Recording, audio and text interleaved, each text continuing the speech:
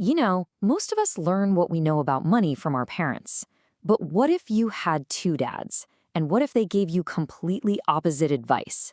One was a super educated guy who worked for the government. The other, an eighth grade dropout who ended up a millionaire. That conflict is at the heart of a book that honestly changed the game for millions of people. And that book is, of course, Rich Dad, Poor Dad by Robert Kiyosaki. The whole thing is framed through the lessons he learned from these two father figures. His actual father, who he calls Poor Dad, was all about job security.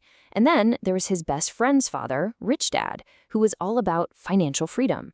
And those two clashing worldviews, well, that's where all the powerful lessons come from. So, this gets us to the big, central question of the entire book. It's a question that kind of forces you to stop and think about everything you were taught about money, and maybe more importantly, everything you weren't. Okay, let's really meet these two dads. Kiyosaki's poor dad, his real dad, was this brilliant academic, the head of education for the state of Hawaii. High salary, great reputation, but always somehow struggling with money. Then you have Rich Dad. This was his best friend's father.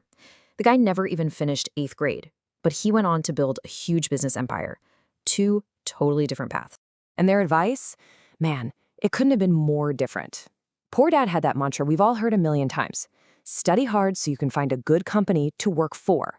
It's all about being a great employee. Rich Dad just flipped that right on its head. He said, study hard so you can find a good company to buy. See the difference? One is about getting a job, the other is about ownership. And this difference in thinking popped up in just their everyday language. If there was something they wanted but couldn't get, Poor Dad's go-to phrase was, I can't afford it. And that's it, right? Conversation over. But Rich Dad, he wouldn't let his kids say that. Instead, he made them ask a question, how can I afford it? One is a statement that shuts your brain down. The other is a question that forces it to open up and find solutions. So, if you follow that Poor Dad advice, the get a good job path, the book argues you're walking straight into a trap that Kiyosaki famously calls the rat race. So, what is the rat race? Well, you know that feeling. You get a pay raise, you're excited for about 5 minutes, and then somehow your bills just expand to eat it all up. You're working harder, running faster on that wheel, but you're not actually getting anywhere. You're just stuck. It's this vicious cycle, right? You get a bigger paycheck, so you think, great, I can get a bigger mortgage, a nicer car. But now you have bigger payments. That new debt means you have to keep working, probably even harder, just to stay afloat. You haven't escaped the race at all. You've just upgraded to a more expensive hamster wheel. Now, to teach this lesson in a way that would really stick, Rich Dad didn't just give a lecture. No, he created an experience. He gave a 9-year-old Robert Kiyosaki a job, and the whole point was for the ridiculously low pay to teach him something profound. He hired Robert and his friend Mike to work in his convenience store. Their job? Dusting cans. And their pay? A measly 10 cents an hour. I mean, even for the 1950s, this was basically nothing.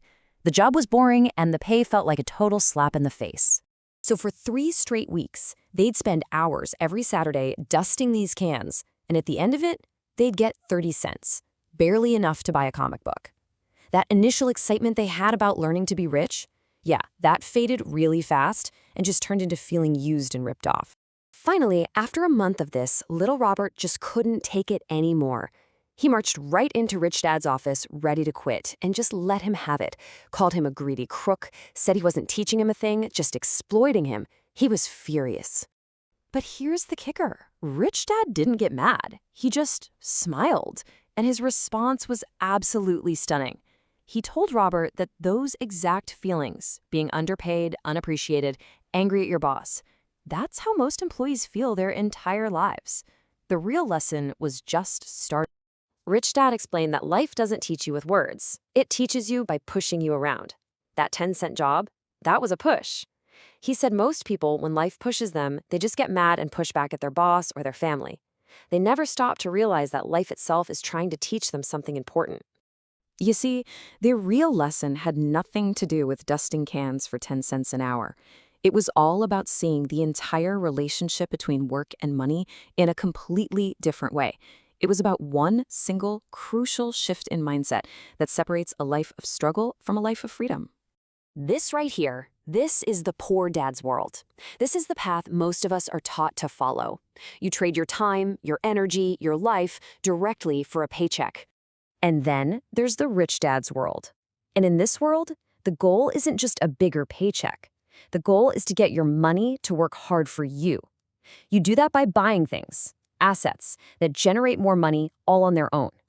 That's how you break the link between your time and your income. That is the escape hatch from the rat race. Okay, so how do you actually do that? How do you escape the trap and start having money work for you? The book says it's not about having a bunch of money to start with or getting lucky. The real key is using the single most powerful asset that every single one of us already has. Tapping Robert on the head, Rich Dad gave him the answer. It's your mind. Your brain is your greatest wealth-building tool, period. All that frustration from the 10-cent job was designed to wake up Robert's mind, to force him to think of a solution other than just begging for a raise.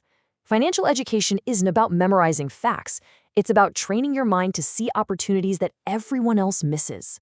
And in the end, that's the choice the book leaves us with. It's not just about what job you have. It's about what you choose to learn. Are you spending your life learning how to be a better employee? Or are you learning how money really works so you can make it work for you? According to Rich Dad, the path you choose, well, that's going to make all the difference.